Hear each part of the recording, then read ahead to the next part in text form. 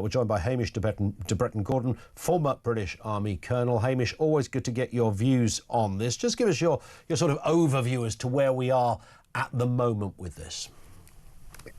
Well, on the 3-year anniversary of the illegal invasion of Ukraine by Russia, I think we're at a finely balanced time.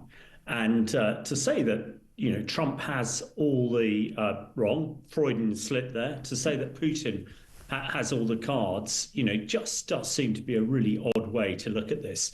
The Russians are approaching 1 million casualties, 1 million people killed and injured. Their economy, 23% inflation, 24% interest rates. And also when if we properly had the whole of NATO firepower and military arrayed against Russia, it would vastly overwhelm it. So, it's an argument that I think this side of the pond, nobody really agrees with. It is pretty clear that Trump seems to be giving Putin as much opportunity to get on the front foot as possible. So I think things that are happening today, apart from all the meeting of the leaders in Kyiv and online from all over the world, we've got a new German chancellor who's suggesting that NATO is an end, but he's also suggesting that the Germans are going to start doing some heavy lifting in support of Ukraine, which they haven't really done hitherto. And as you've mentioned before, Macron is in Washington today and Starmer later in the week. I think the key thing is, from everything we've heard from Trump and his crew, is that European security and support to Ukraine has got to come from Europe, and we can no longer rely on the Americans to come charging over the pond when it's required. So things are finely balanced, but I wouldn't say that Putin's got it all his own way. Yeah, and a point I made a second ago, Hamish, was that the Trump position on this, if that is the right word, but the Trump almost resurfacing the whole debate around America's relationship with the United States. Trump comes into power. He's only been there, just over a month. When suddenly we are talking about it, I mean, whatever anybody says about the unconventional nature of his language, and it's certainly that, and in some cases it's wildly inaccurate, the dictator comment and who invaded who, etc. We can argue forever what he really meant by that. But the point being, regardless of all of that, this is only on the table. You and I are only talking about this now because Donald Trump put it back into the arena for discussion and hopefully solution. Yeah, certainly. I mean, we've all been slightly exasperated by what he said and his, transactional way of doing business, seeming happy to take $500 million worth of rare materials from Ukraine in return for continuing support. As a soldier, I find that an incredible place to negotiate from, but then I'm not the world's greatest negotiator, as Trump tells us that he is. So he is certainly moving the dial, and I do agree that we in Europe, including the UK, have relied far too much on the Americans for our security. And as he's telling us, he's not that interested in the security of Europe. He's more interested in the States. So we've got to really take notice of that and step up to the challenge. And if his strange way of negotiation does lead to a just peace in Ukraine, which has seemed a long way away for the last 3 years, then this is something we're just going to have to endure and go with. Everybody wants a just peace, and if that requires, Putin in his rather strange way of doing things to say what he does, but it actually achieves it, then so be it. I mean, I don't think we can be too precious about this. Yeah. Hundreds of thousands of people have died, and we want to stop it as soon as possible. What is the N word is, of course, a tricky one as well. I'm talking NATO here. As a military man, as a former soldier, and a very senior one, in terms of what was said here, Hamish, and what you've been talking about, I know you've written a Telegraph article on this as well. You've talked about potential NATO peacekeeping. An article for the Telegraph that you've written reflects this as well. Zelensky referenced this. He didn't say NATO membership, but support. That's the bit that makes Putin sit up and say, uh-oh, I'm sorry, this is dangerous territory for us. It's a tricky word right now. Yeah, no, absolutely. And not just from the Ukraine perspective. I think in the piece I've written in the Telegraph today, we're also saying, well, is the US going to be a member of NATO as it has been for the last 75 years? Trump is telling us, no, that is not necessarily the case. And the A of NATO is very much the Americans. So going forward, I think we're going to have to look at it slightly differently. And absolutely, the Russians seem to be very hard over on NATO and Ukraine's membership. But having said that, the Russians are not hard over on Ukraine during Europe. And my sort of view and what I've written about in the Telegraph is actually there may well be what I call it an ETO, a European organization that would be an adjunct to NATO. And if Ukraine was part of the EU, then there would be no reason why it could not also be part of this sort of European organization for peace that would be closely related to NATO as well. Yeah. Still, so there's a lot of words going on at the moment, and people seem to be reacting differently to them. So yeah, I think NATO in future is going to be very different. As far as Europe's concerned, I think there will be an organization, probably part of NATO still, that is of the European nations, with America sort of sitting slightly back. And I would like to think that Ukraine would be part of that sooner rather than later. And as for Mr. Putin, I mean, this man's not got a great CV. It's pretty dark, and we can sit here forever and list the bullet points of what he's done and what his country has done and maybe where his ambitions are. But he's not stupid. He's anything but stupid. He will understand all of this. He knows that NATO and other allies around the world, particularly in Europe, of course, are talking pretty much from one hymn sheet in European terms. What would he make of this, do you think? Well, I mean, is he up for negotiation? Would he make a fuss but then say, OK, they're not in NATO, but they've got NATO support, so I can deal with that and that's fine? Well, I suppose the key thing is he up for some sort of peace settlement?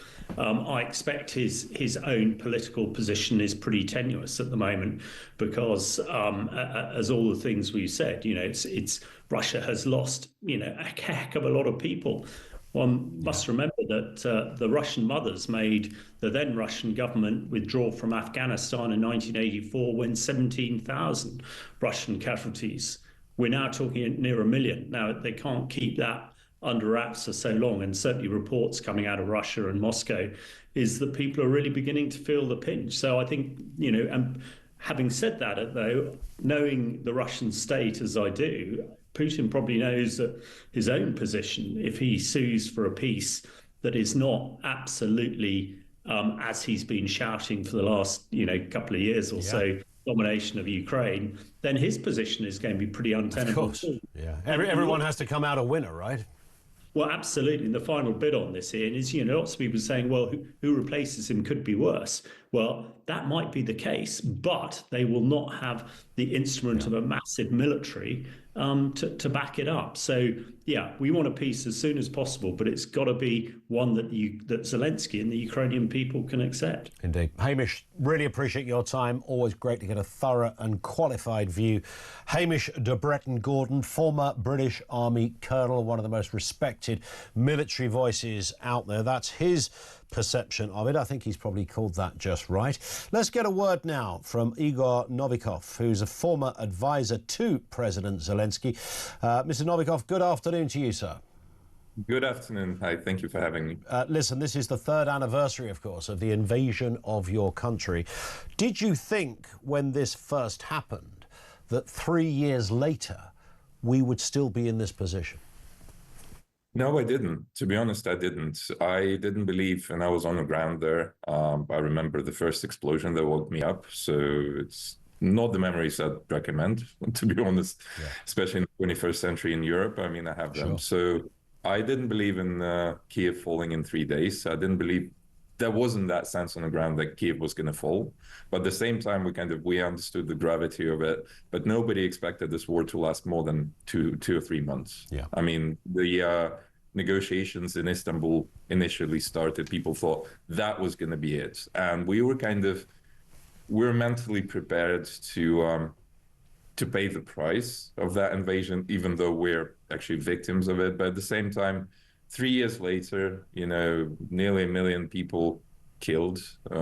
It's horrible. Yeah, I remember at the time we were talking to residents in Kyiv. We were lots of ordinary working men and women in other cities in Ukraine, and nobody talked about moving out. Nobody was going to. It'll be fine. It'll be okay. We'll withstand this. And then, of course, it got a whole lot worse, and things really did become serious. And here we are, 3 years later. Big announcement at the weekend, though, from President Zelensky. He's talked about standing down. He's talked about some conditions around that. They're pretty simple. If we can get peace and some NATO support, he'll stand down. What's your reaction to that?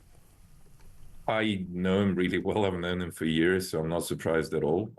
I think this kind of whole Russian narrative that's been built up around him being a dictator, clinging to power, that's not true. I mean, I met him 2 years before he became president, and actually my former wife insisted that she interviewed him before she gave her green light for me to join his team. Okay. And the only question she asked him face to face was, why do you want to be president? And his answer was, I'm fed up with everything that's going on. But for me, I want to change things for the better. But for me, the only marker of whether I did right or wrong would be history books. So he definitely doesn't want to go down as Mussolini or Hitler or Putin. So he will be happy to leave power, but he will not abandon his country. Who is key to peace? Is it Europe? Is it the United States? Is it Ukraine, Putin, or all of the above? None of the above. The key to peace is Putin. Putin, North Korea, Iran, and China. Those are the four powers that decide when the guns stop firing. Everyone else is just trying to negotiate, coerce, or fight them into a position where they can make such a decision. That's the biggest misconception out there. That's People interesting. So Mr. Putin is taking his call from, well, predominantly China, I would imagine. I would say so, yes. And the main danger that lies in what President Trump is doing at the moment. I mean, I've met him many times. I worked as an advisor actually on the U.S. Ukraine relationship. So I know the Trump team and I know Trump really well and the way he does things. And this kind of love bombing phase with Putin, no pun intended, is actually very predictable. But there's a major threat there. I mean, by alienating, his European allies, by alienating his North American allies, like Canada, for example, with those, incredible remarks about the 51st state and so on and so forth. He will initially, if he keeps going that way, and if his rhetoric turns into practice and that practice actually starts causing real damage, people will start looking towards China. And that's exactly what China wants. Yeah. He will push everyone away. And China will be the next United States. China will be the next world policeman and the superpower. And by the time Trump realizes what he's done, it's going to be way too late. But as you say, this could be, Trump is an unconventional character. When you see a Macron or a Schultz or the new guy, Hertz, the new guy, or whoever, these are very kind of polished politicians. Tony Blair, of course, was had the PhD in this kind of diplomatic language, a very neat and tidy press statement, ready to go, full of diplomatic language and clinical words. Trump comes out and says, rip up the rule book. There's a new kid in town. And he comes out with this stuff, which is sometimes entertaining, sometimes it's disturbing, but it gets everybody talking. Could it be that Trump is the key to peace in your country? He could be. He could well be. But once again, unfortunately and tragically, it's not his decision, when that peace happens. It's that guy standing next to him in the video clip that you're showing. Yeah. It's Putin. And, Putin is not stupid. I fully agree with that. And he's got his own agenda. And that agenda, I mean, don't be fooled, because I've read so many comments in Britain and in Europe, people thinking that Putin is some kind of a strong, nice guy who was pushed into this war, pushed into what he's been doing. No, he doesn't believe that the United Kingdom is his ally or friends. You're the enemy. We are the weak enemy, as he thought. So that's why the bombs landed on our heads. I mean, you have nuclear weapons that we gave up in 1994. We had the third largest nuclear arsenal in the world. Yeah. And the only reason we gave them up was because the United States, United Kingdom, and Russian Federation promised us that we won't ever be attacked either militarily or, hello, Mr. Trump, economically. Now, the kind of conventional incumbent world of diplomacy is over. It has been over for some time. When I was sitting there in the room with Zelensky on that perfect phone call that led to Trump's first impeachment, that's when it dawned on me. I mean, that's the end of diplomacy. That's the end of the world order that we're used to. It's a brand new world. And it's adaptability that's going to decide who wins and who loses. And I believe that the only way to win this, to get that just peace for Ukraine and to get that European security, is for Europe to unite. Whatever's left of European unity, that's still possible. I think Hungary is unfortunately too far gone. And just finally, to reiterate, Igor, what you said at the beginning, you said this is down to China, North Korea. I think you mentioned Iran in that list as well, and Russia. Just explain then why that quartet is needed to bring peace around. Well, China is playing its own long-term geopolitical game here. Iran is providing weapons and has its own interests to do with the US and Europe. North Korea is providing up to 50% of munitions that are being used in Ukraine at the moment, as well as some soldiers being used in the Kursk region of Russia, where Ukraine launched its counteroffensive. And Russia obviously is the aggressor here. Without those four, without pushing back on them, you know, they're going to be ruling the world at some point. But if Putin said, I don't need your help anymore, what would their response be to that? Can you repeat that? Sorry. If Putin were to say to those other countries, okay, you've helped me out, but I no longer need your endorsement or assistance. No, he won't say that. He won't say that. Putin is not, he's the front guy here, but it's China first and foremost that's calling the... Igor, thank you for your time. Really appreciate that. Interesting turn of events there. Igor Novikov, who is a former advisor to President Zelensky. He knows all the central characters in this story. It goes wider than the question we threw out. Who's in charge of peace here? Who holds the key? Europe or the US? He says, well, it's not even Russia. And in fact, it's China, Iran, North Korea involved in that as well.